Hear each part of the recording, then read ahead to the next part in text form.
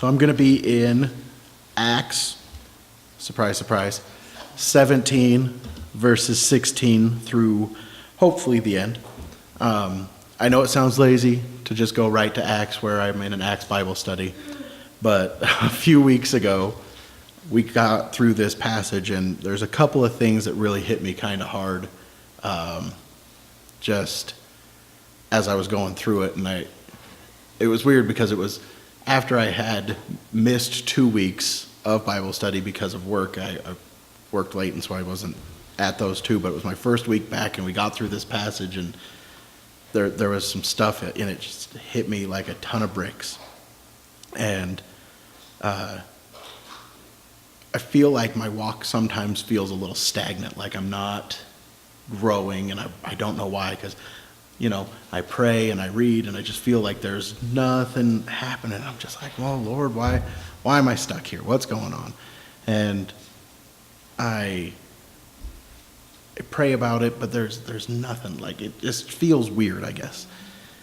And so I read this piece, and I was like, oh, wow, this is why I feel. It was weird because at that Bible study, at the Acts Bible study, if you decide to come, we fellowship quite a bit before we delve in. But once we delve in, it's great. And I mean, you catch up on your week and how are you and what was happening today. And it's just a great time. But it was, I think, 10 after 8. We started 7 at 10 after 8. I look up the clock and we're still talking and how are you and sharing stories. And I was like, oh, well, I wonder if I'm going to get anything out of this short amount of time we have to study, because we'll still go for another hour or so until we stop. And I don't want to say disappointed, but I was wondering, I guess, how it would go, because I was like, well, it was my first week back and whatever. But it actually was awesome. It was crazy what God showed me through this. And so what I'm going to do is I'm just going to read the whole thing, and then we'll go back through kind of verse by verse. So starting in verse 16 in Acts 17, it says, "Now while Paul waited for them at Athens, his spirit was provoked within him, and he saw that the city was given over to idols. Therefore he reasoned in the synagogue with the Jews and the Gentile worshippers, and in the marketplace daily with those who happened to be there. Then certain Epicurean and Stoic philosophers encountered him, and some said, 'What does this babbler want to say?' Others said, 'He seems to be a proclaimer of foreign gods, because he preached to them Jesus and the resurrection.' And they took him and brought him to the Areopagus, saying, 'May we know what this new doctrine is of which you speak? For you are bringing some strange things to our ears. Therefore, we want to know what these things mean.'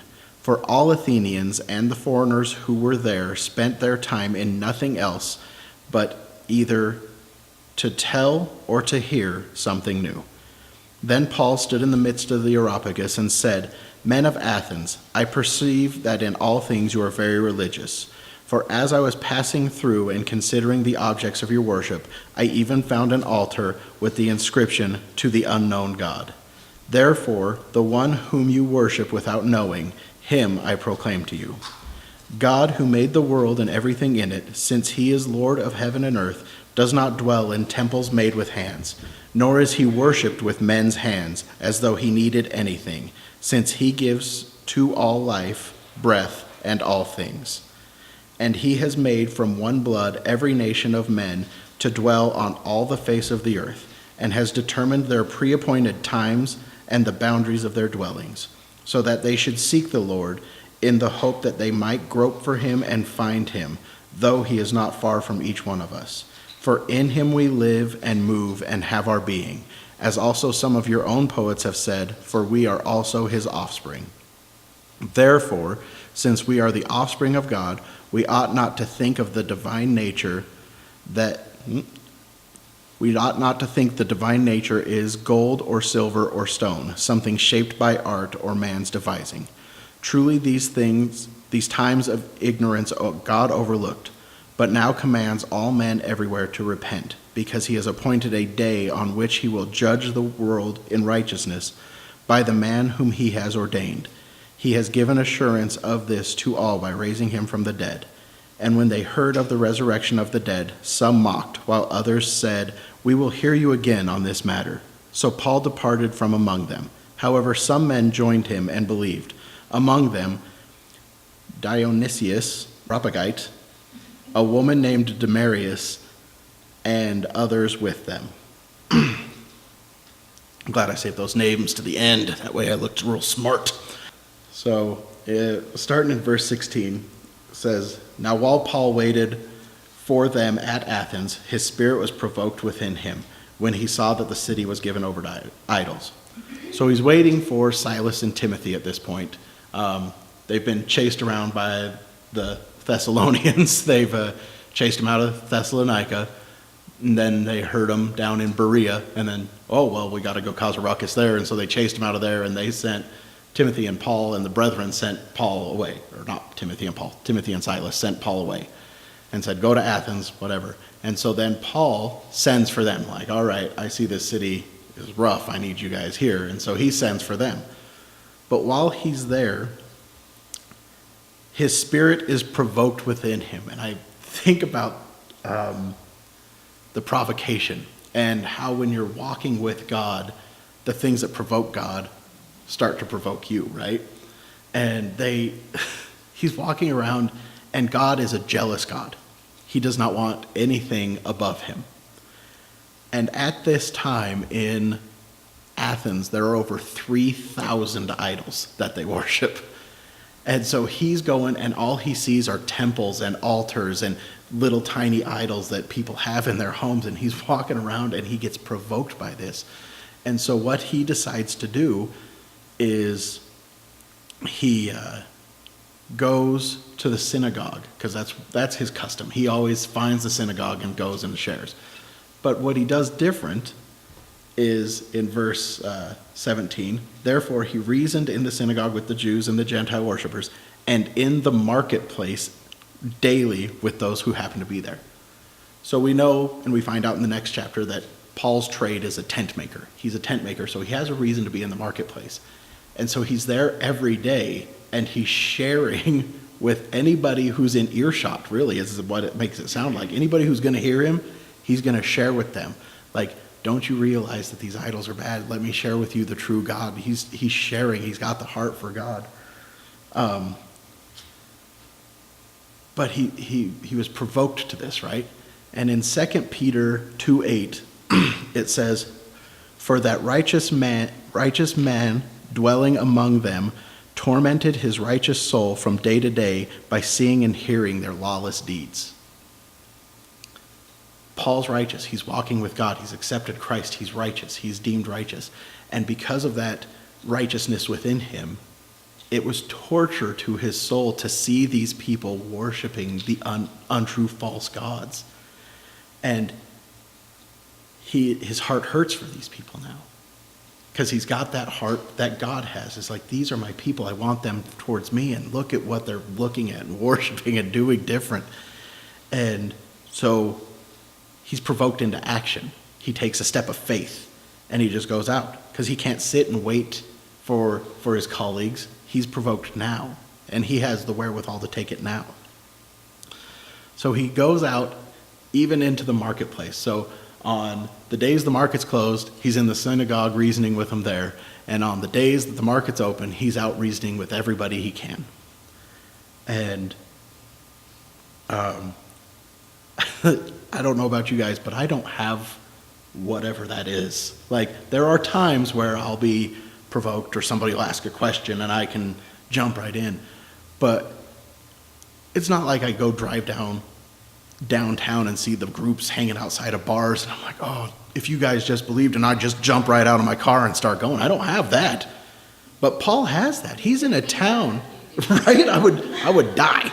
Eventually somebody would just hit me with a brick.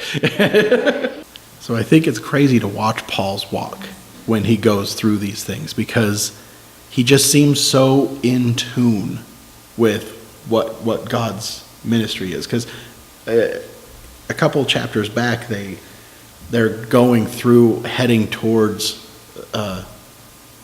Thessalonica. But they get led away from Asia. God basically closes that door, and then he closes a different door. And so Paul and Timothy and Silas are just going where God leads them. Like, yeah, you're not going over there.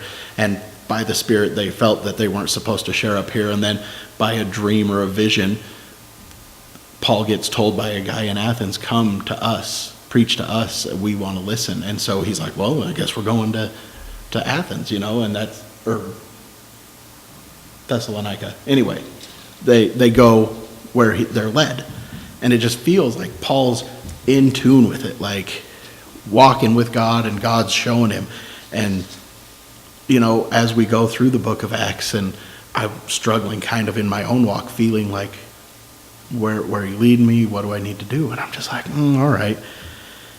And so it seems like Paul does not have that fear of man that I just hold on to, I guess. I don't know. It's just Paul's like, well, and I mean, at this point, he's already been beaten and stoned and whatever anyway, so what's the worst that's going to happen, right? It can't be worse than that. So he has no problem. So I'll go into verse 18 through 21, and it says, then certain Epicurean and Stoic philosophers encountered him, and some said, what does this babbler want to say? And others said, he seems to be a proclaimer of foreign gods, because he preached to them Jesus and the resurrection. And they took him to the Areopagus, saying, may we know what this new doctrine is that you speak? For you are bringing strange things to our ears. Therefore we want to know what these things mean. For all the Athenians and foreigners who were there spent their time in nothing else but either to tell or to hear of something new. So we all know that Athens is in Greece, and we all know that Greece is famous for their philosophers. And these people did nothing but, apparently, sit around and chat it up about their ideas. And, we've got 3,000 idols here, and so, well, what about this idea and that idea? And they just sit around and ask questions. And it was Chuck Smith that said, philosophers had a lot of great questions, but not a single one of them had a great answer. And it's so true. They don't have an answer. They ask questions, but instead of answering it truthfully, they make an idol. Well, there must be a God for that. Oh, there must be a God over that. Oh, I did this once, and so there must be a God over that. And it's crazy. And so they take him over to the Areopagus. And the Areopagus is a giant white rock outcropping in Athens. It's huge. And I was reading up on some of the history of it. And it's also known as Mars Hill or Ayers Rock. It is in Greek mythology where Ayers killed Poseidon's son. And so because of stuff like that, they used it kind of as a hearing place. If you committed deliberate homicide, they would hear your case there. They would have your trial there. If you had, it's odd because it was also used of matters over olive trees and tiny matters like that. And then it was also used for religious matters to discuss different religions and different ideas and different ideals. And I find it kind of cool because that's where their mind was like, well, the gods had this spot and this is what happened here, so we're going to use it for murder because that's what happened there. And our gods are there, so we're going to talk religion here. And I honestly don't know where the olive trees came into play. That was just a really weird thing because it discussed all this, and they also hear cases about olive trees. And I think it's funny because they seem indignant towards Paul, certain of these people. Like, oh, what's this guy babbling about? What's this babbler want to say? I can't even understand him. What is this? And others are like, oh, he's preaching some new stuff, guys. You got to hear this. Like, it's new. And they're like, oh, really? And so they take him like, hey, you got to come with us. And I don't know. It doesn't say it's by force, and it doesn't say he was fighting them. So I don't know if they were just like, hey, this is where we discuss religion. You need to come talk to these guys over here because this is where we all hang out. This is where we discuss these matters, right? And I kind of think that's cool because the philosophers at this time are the big wigs, the big minds. These are the guys who know if we're going to discuss it, we should go talk to these guys. And so Paul is taken to where the men of higher thought or higher learning or whatever you want to say are at. And they were like, well, what's this crazy guy over here talking about? And he's like, man, you got to hear him. He's far out, man. And I feel like that's true. Like, because obviously these guys had to eat or mend their tents or whatever they were doing. They had a reason to be in the marketplace. And they all knew where, oh, well, the guys that speak religions all speak over here. And so it gave him that opportunity, definitely. But God used their curiosity of religion to invite Paul, right? Because these guys want to know everything. They have all these questions. They want to hear the different doctrines because that's all they do all day. So something new has got to be just like, oh, yeah, let me hear something new because everything else has been discussed to death, right? And God uses that to spread his gospel. This is Paul. He's using Paul as a tool to spread his gospel to these people who have no knowledge of him. And Paul gets to be this light in this spiritually dark place. And he's just this one like little beacon of light that goes to where the darkness is at. And I think it's funny because the reason he's here is because the Thessalonians basically chased him here. And I think it's cool how God can use even his enemies to spread his gospel. So Paul gets chased away from Thessalonica and Berea, and he comes up here to Athens. He's been chased away, and God's like, well, that's cool. I needed to speak to the people in Athens anyway. So that's great. Thank you, Thessalonians, for chasing him away.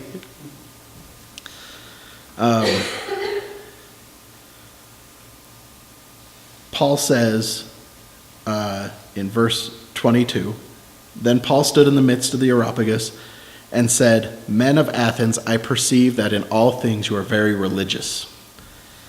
In the King James Version, it says, I perceive in all things you're very superstitious. And it's very clear that they are. You've got all these different idols and false gods and fake things. I think about sports people, right? The athletes that have their superstitions. Well, I don't wash my socks before a game, and I don't do this, and I don't do that, because that'll help me win.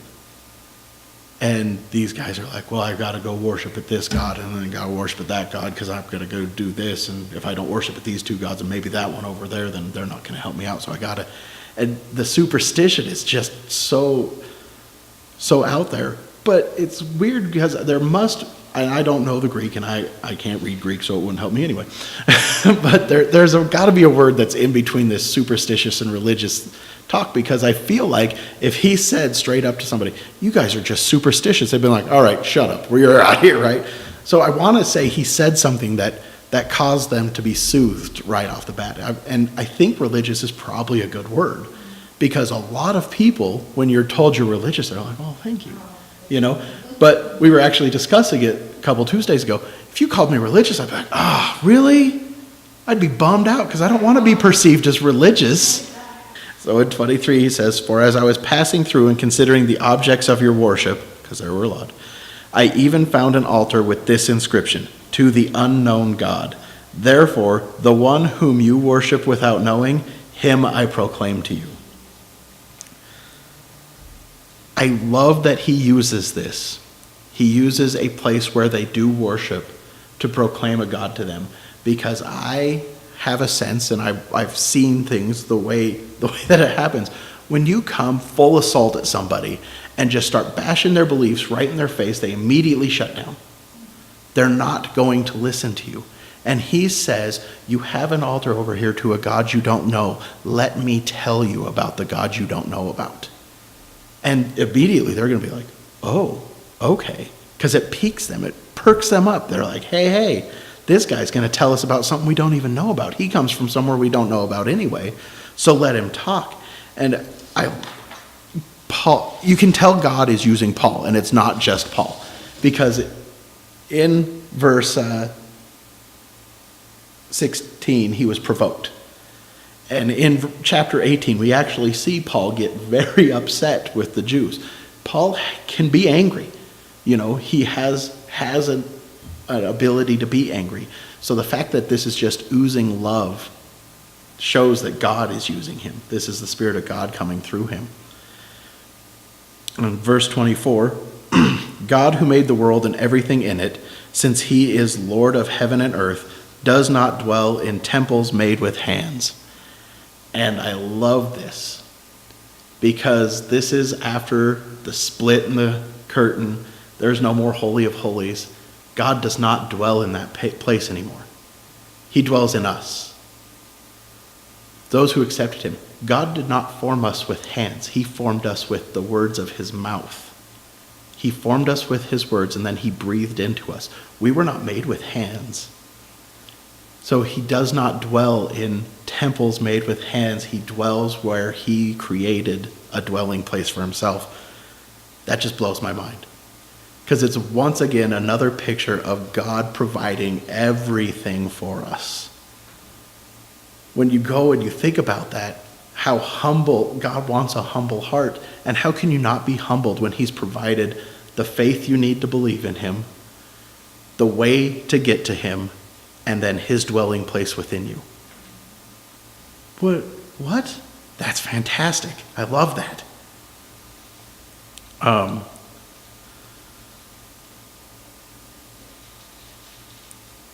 I think it's cool too because of the vast number of temples and altars that are surrounding these people.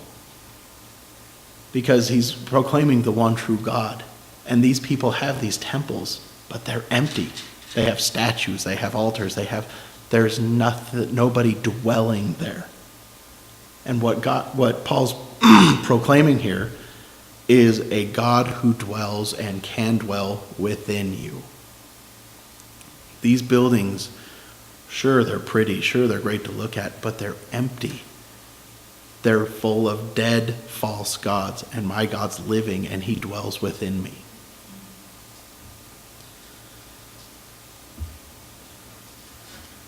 Verse 25, nor is he worshipped with men's hands, as though he needed anything, since he gives to all life, breath, and all things.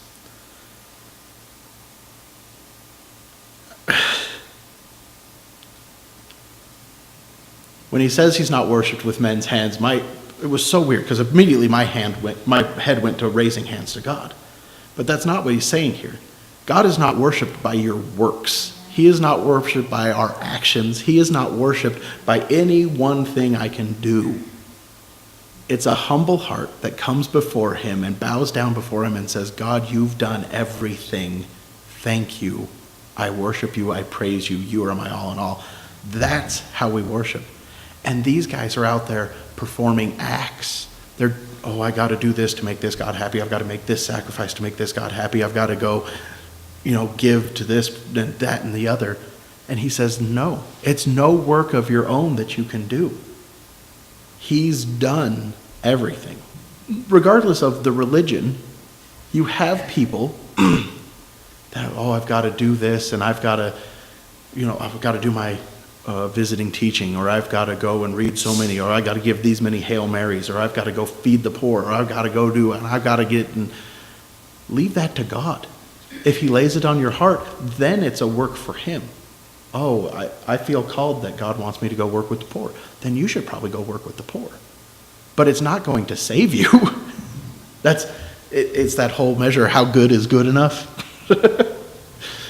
There's a reason there's no comparison chart in the Bible, is because there isn't a way to do it. And by God removing that from us, we don't worship him with our hands because he's done everything.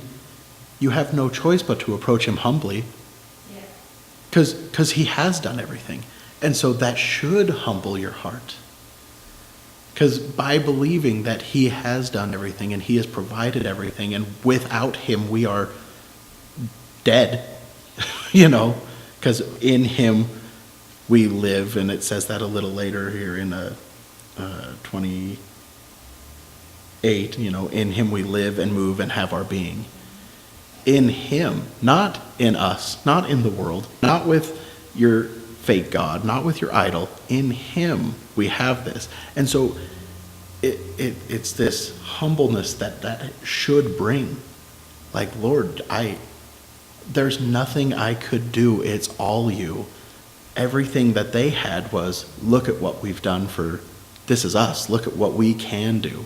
And Isaiah would tell us that that's as filthy rags to God. It was funny, you bring that up. I saw a funny meme on Facebook, and it's a guy standing next to a board, and it says, step 1, build city. Step 2, build tower to heaven. And then in step 3, it's in Hebrew. And he's like, oh, he can't read it anymore. And I thought that was really funny.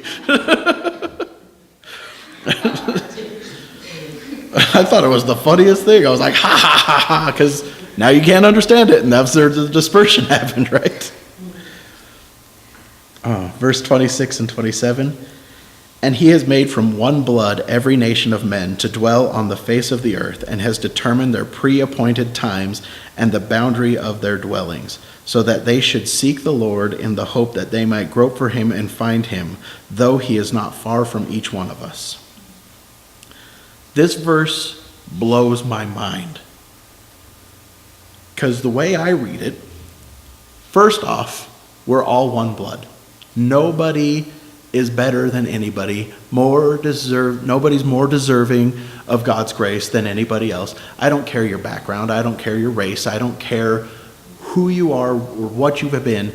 Nobody is more deserving than anybody else. He wants us all, and we're all from one blood. And in fact, DNA will prove that, if you can chase it far enough, that we're all from one blood. And that to me blows my mind. But the second part of this that blows my mind even further is it seems to say to me,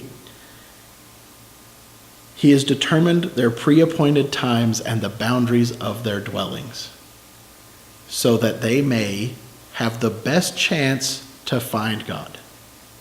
The way I read it, and I could be wrong, but the way I read it says, God chose you to be at the time that you're at, as well as the place that you're at, so that you had the best chance to find him. Holy moly. That's crazy.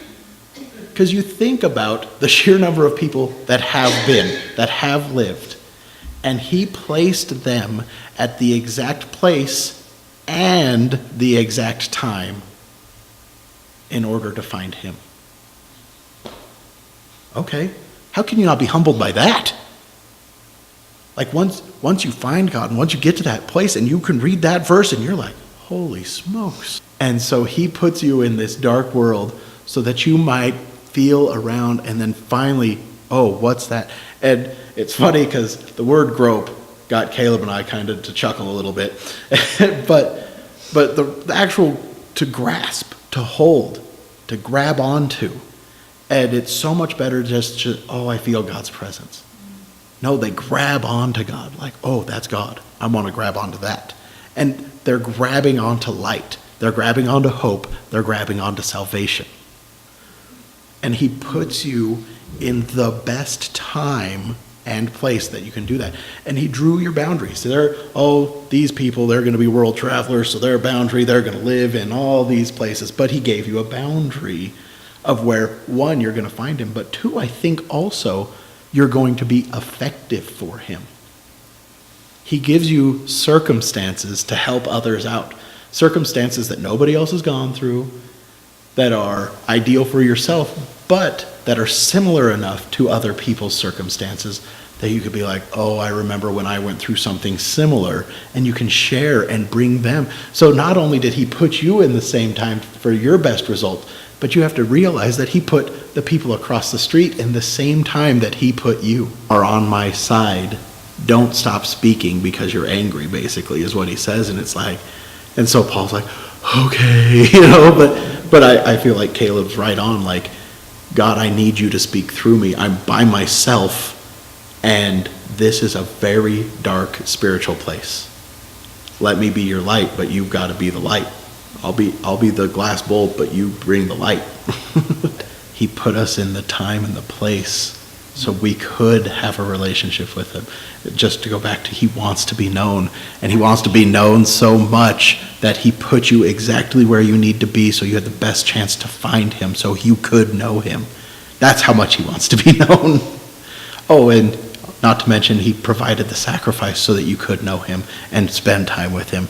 And he provided you the faith in order to take that step, in order to find him, and he provided all of it for you. That's how much he wants to be known by you. It's just fantastic.